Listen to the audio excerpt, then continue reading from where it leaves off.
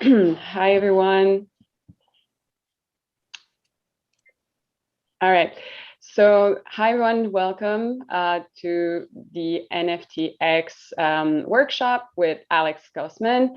I'll be letting him take over in a second, but I want to remind you that if you have not done your staking yet for the event, please do it as soon as possible so that you can actually participate as a hacker. For any question you may have, please post them in the chat. And Alex will review them as we go. We will also have a little bit of time if you want to voice your question at the end. And that's pretty much it. So I'll let you take it over, Alex. Cool. Hi, everyone. I'm Alex Gausman, founder of NFTX. And I don't have a big presentation plan, so I'm just sort of going to wing this. And if anyone has questions when I'm done, I'm happy to answer them. To give you a quick overview on NFTX, for those of you that don't know, sorry, just a sec, close Discord. For those of you that don't know, NFTX is an open org and protocol for creating NFT index funds on Ethereum. These index funds are basically managed as vaults. So basically how the contract works is that every vault is linked to an ERC20 token and then also an asset. And in most cases, the asset is an NFT and usually an ERC 721. And then there's like a one-to-one correlation between these two tokens. So when you deposit one of the asset, you get to mint one of the fund token. And then this way, we have funds like, for instance, Punk Basic, which is backed by CryptoPunks. And then we also have funds like Glyph, which is backed by Autoglyphs. And there's always this one-to-one correlation. And it's also possible to make targeted funds that are, directly focused on specific subsets of NFTs. For example, we have a Punk Zombie Fund, which is specifically focused on zombie CryptoPunks. And the way that we do that right now is basically it's just like the Punk Basic Fund. It's connected to the CryptoPunks address, and it's connected to its own fund token, the Punk Zombie token. But then we also add a specific list of token IDs, and that's called like the eligibility allow list. And so you put specific token IDs and you say these are the only ones that are ever allowed into this fund. In the future, we're hoping to add metadata links because right now, of course, it's kind of gas intensive and just kind of a pain in the butt to have to do it that way. But for now, yeah, that's the best way we can recommend.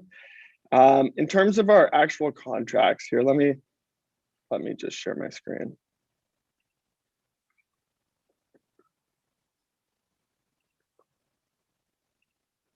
All right. So in terms of the actual contracts, we've done a number of upgrades since we launched a few months ago.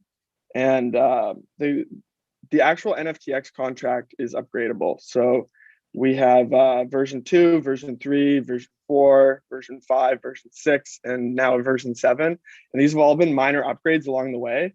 And we recommend anyone, if you want, to come onto our GitHub and to check that out.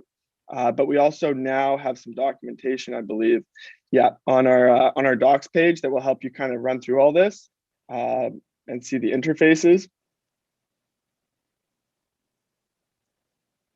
So yeah, like I said, I don't really have a big presentation planned here, but I'm wondering, does anyone have questions yet, or should I keep jabbering away for a bit?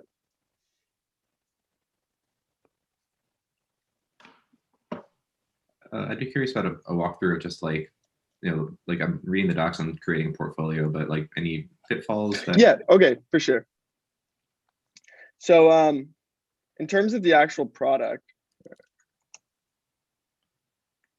how it works, so you can just come to the main website. Oh, sorry, I forgot to share my screen. One sec. I see a question here. All right.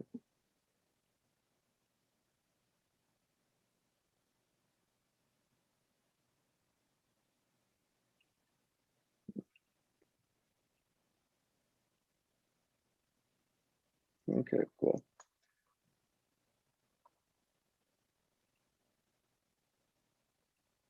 All right, so yeah, I guess I'll walk you guys through actually making a fund so we can see how that's done. There, let me go to OpenSea.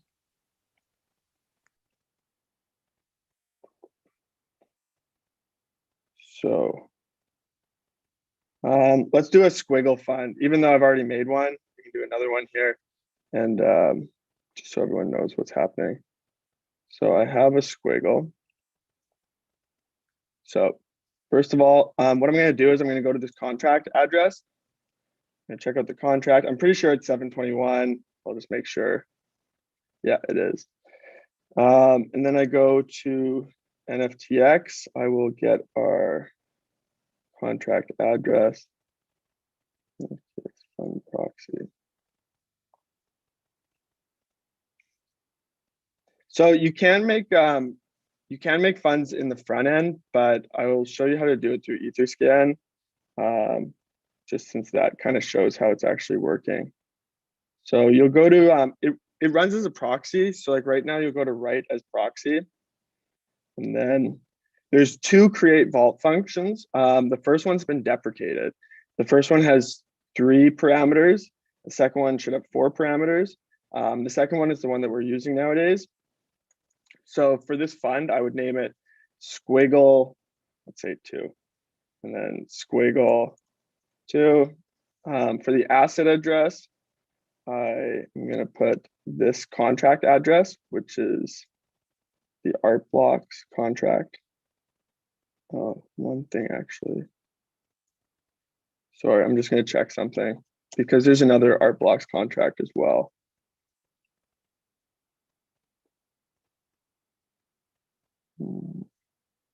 Let me see, ringer.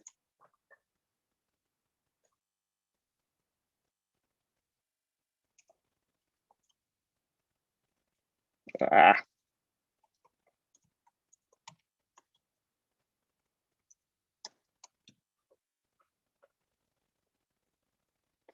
Okay.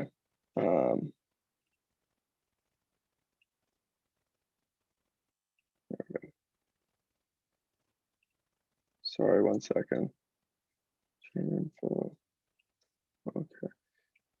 So yeah, okay, that's what I thought. There's 2 different art blocks contracts. So no worries. Okay, this is the one we want to use. So what we do is we take that asset address and then we go back to Etherscan right here, asset address. Here we're going to put false.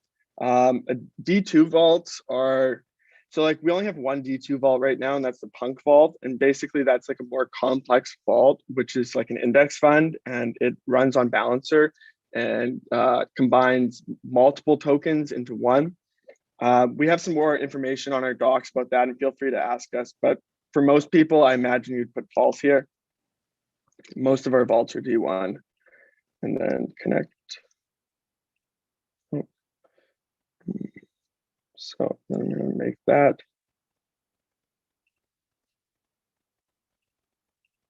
Super expensive.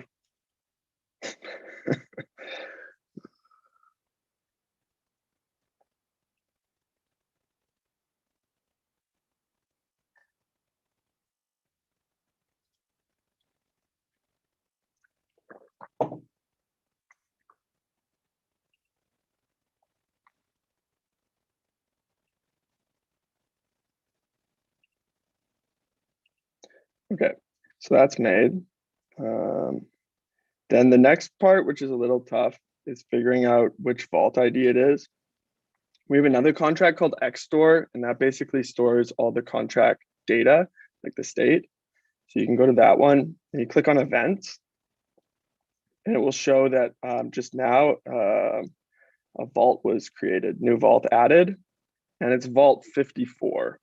So we'll just remember that. Then over here, so we go back to the squiggle that I originally wanted to start to put in the vault in. So at this point, the vault's been created, and it's like it's in a managed state right now, and we'll finalize it in a second. And it takes a second to show up on the front end, but well, not a second. It takes about 10 minutes. So that'll show up there in a little bit, And the way that we would get to that is we would just go, so like right now, last fund, we click on one of these, that's 47. I think we said this one is 54. So we go 54 here. And it's not going to show up quite yet, but that's where it'll be in a second. The next step then is we want to mint an item. Normally, again, we could do this through the front end, but that's going to take 10 minutes. So what we'll do is we figure out what the token ID is here, 4461, copy that. Then we go to this art blocks contract, write contract, and we're going to approve token ID 4461 to the NFTX proxy contract here, and connect.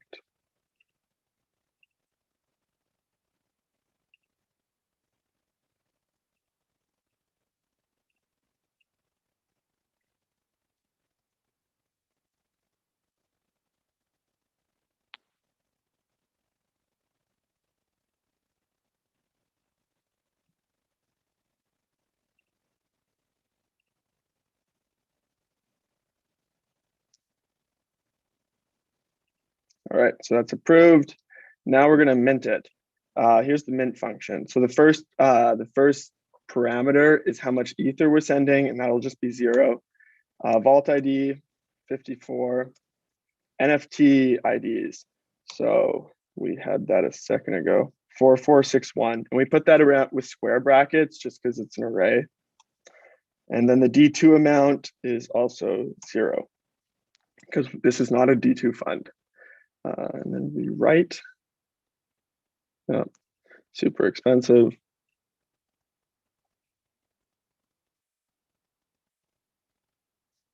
And we can check if this is up yet. I doubt it.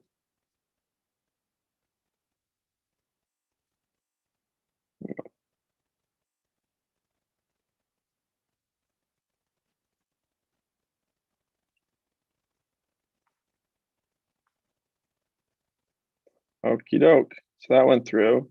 That should show up on the events as well. So on the X store events, yeah, it says holdings added. So basically it says that this, this item 4461 has been added to the vault 54. And we're still the manager. So what it means when you're the manager is you have some abilities to like just change certain things, like fees and stuff.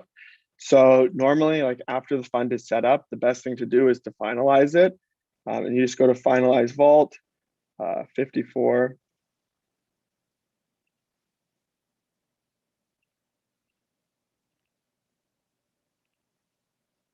And that just gives up your management control. Now, if we had wanted to like add a specific allow list or like eligibilities, we would have done that before we gave up finalization. And what you would do then is there's a function called negate, set negate eligibility. So when the eligibility is negated, it acts as a deny list. And when it's not negated, it acts as an allow list. When the vault is created, it gets automatically set to true, which means it is negated. And that way, since the list is empty, it means that all token IDs are allowable. But yeah, if you wanted to so if we had been making like the Punk Zombie Fund, what we would have done is after we made the vault, we would have gone to set negate eligibility. We would have set that to false. And then we would have gone to set is eligible. We would have put 54. And then here, you'd put each one of your token IDs, whatever they are, and then you'd set that to true. And then you do that before you finalize. But okay.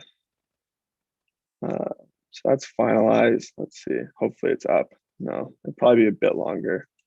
But yeah, the next thing you could do now is if you want to redeem an item. So like I'm pretty sure. Here, let me check. I'm pretty sure I will have one token of this now. So like if we go to even though the front end's not up yet, we can still check some of this data. So what I'll do, the X token is what we call like the fund token, the ERC20. So here it's like if we check at that event when the vault was created, this is the token that it created. and see it's called squiggle 2.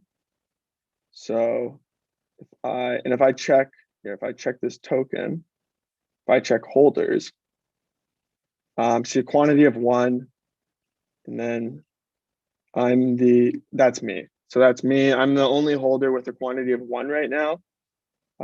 So then check one more time. Thought we had it. Okay. I'll do it through here. So then what I will do, if I want to redeem an item, first I have to approve this.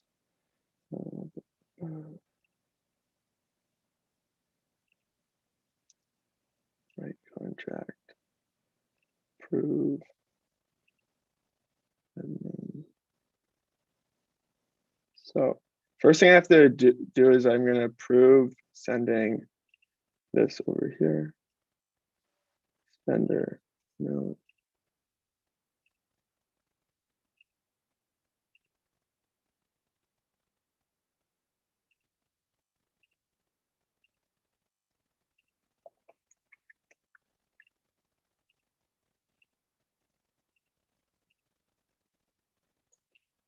Okey-doke.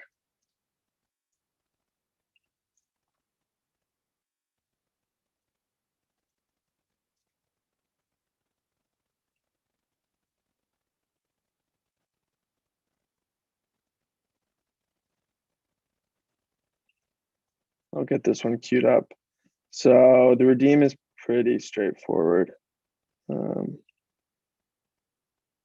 Put 0 for the ether, vault ID 54. The amount is just 1, because that's like the amount of NFTs that we're going to be redeeming. It's approved, so I'm going to send that. And then obviously when I redeem this, it's going to give me the only item which is in the vault right now. Normally when items get picked during the redemption, well, always it is a random selection. But in this case, since there's only 1 item, it will obviously be that one. And then once that goes through, again, you can check that in the X-Store contract on the events. And I doubt it's up yet. But yeah, the idea is after like 10 minutes or maybe a little bit longer, the fund will show up here and you can get to it by typing in that specific token or specific vault ID. Okay, so I think that sort of gives a run through and ate up a bit more time. Let me see if anyone has questions. Yeah, please feel free to ask any question. Thank you for your presentation and sorry if that was like put anyone to sleep. No. Thanks. Is there anyone who has more questions on this? Please write them in the comments or feel free to take the mic. So yeah, to answer Kiba here, yeah, anyone's able to create an NFT fund.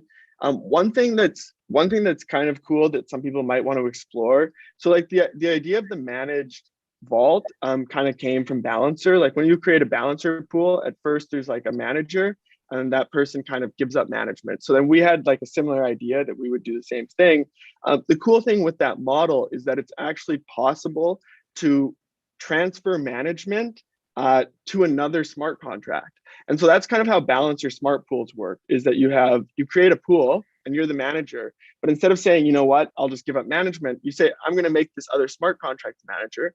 And then all of a sudden you have what's like basically a smart pool because you've given this other contract privilege. So yeah, if that's something that somebody wanted to work on for NFTX, no one's done it yet, but it could be a cool idea. Sorry, just thought of that.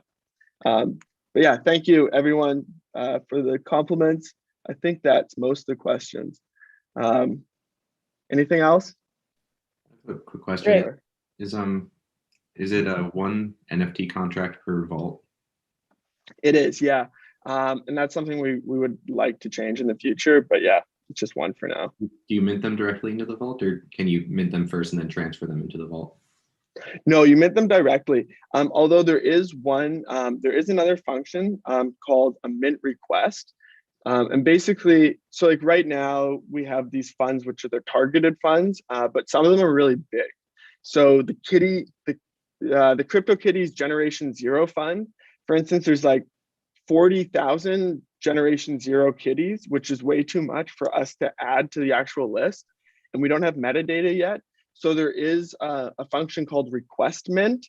And basically what someone can do is they come to the vault and they realize that the token ID that they want to mint, it hasn't been added yet, but that it should be allowed, so that they can request the mint, and that kind of like locks up their kitty. And then our DAO comes along and says, okay, yeah, we approve this mint, and then that NFT goes into the vault and they get their token. It's kind of a cumbersome mechanism that we're hoping to move away from, but that is one other feature that we still have. So is it minting a new one, or is it like locking the old one in the vault? So it's just kind of doing the first half of the mint operation. So like, you know, a mint is kind of two parts. It's like I give my NFT and I get the token back. So if someone wants to come along and they want to mint, but that their token hasn't been allowed yet because it's like a really big vault, they can just do the first half and basically say, here, I'll give you the kitty, and then give me my token back when you approve it. And if it doesn't get approved, then they just get their NFT back. It's really not a feature that I recommend most people use. We're hoping to move away from it. So we should make a new like NFT contract and mint tokens and mint like new NFTs directly into a new fund. Is that right? Yeah. No, it's best to create new vaults and to actually mint, send the items in and get the tokens.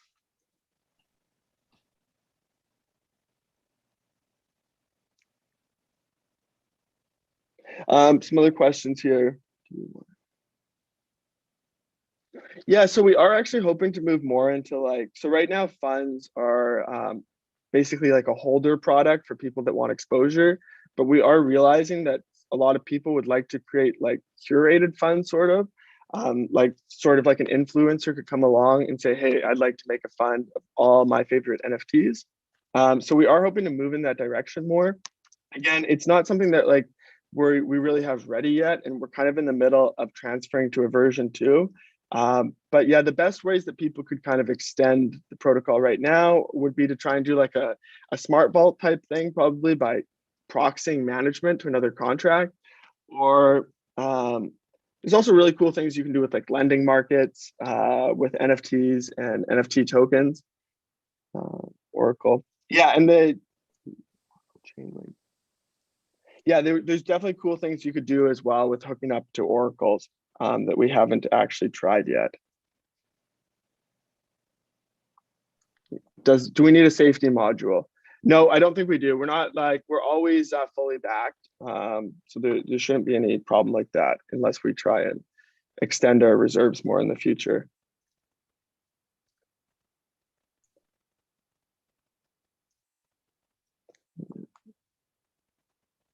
So yeah, things that would be cool. A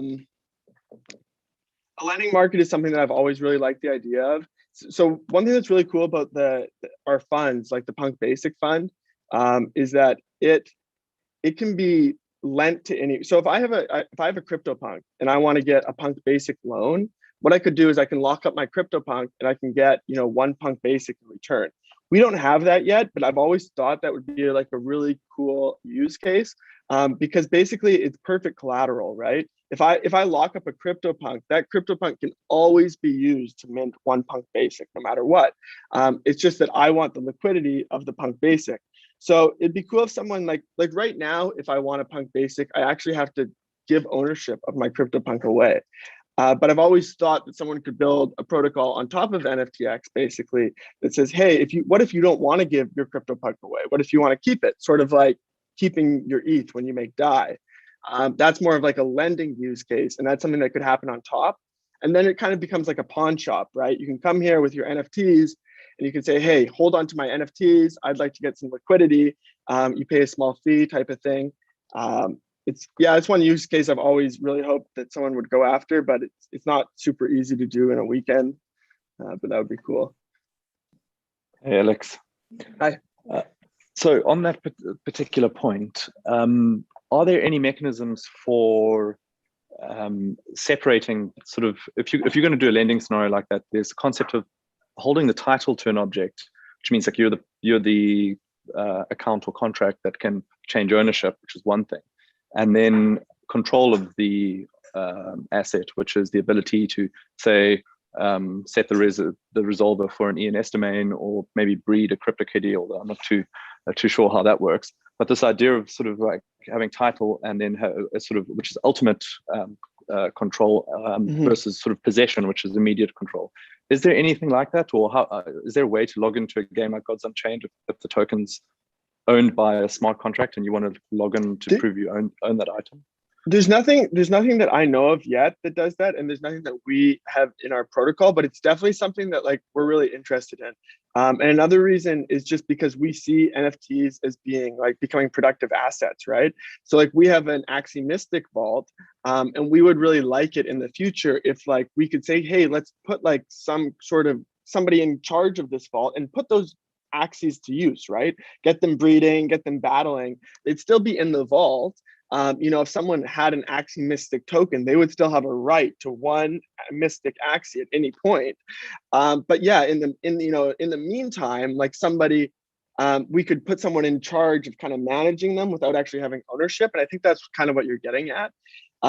So it's not something that we have yet. I think it's a really cool concept.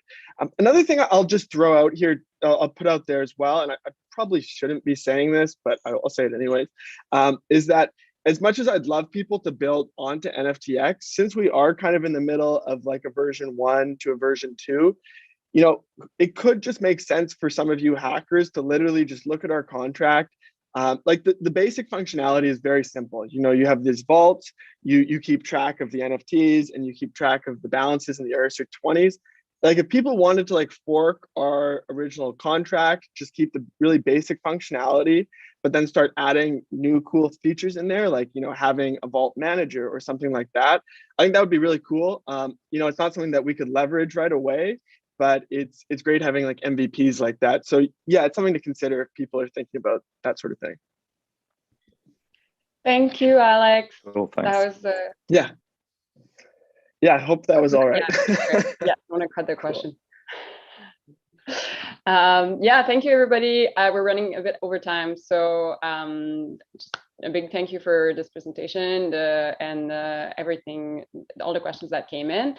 If you do want to stay in touch with NFTX or have more questions for Alex, please find him in the sponsored channel that you all have access to if you're part of this hackathon in our Discord channel. And we will all see you on Discord. Yeah, thank you so much. Pleasure.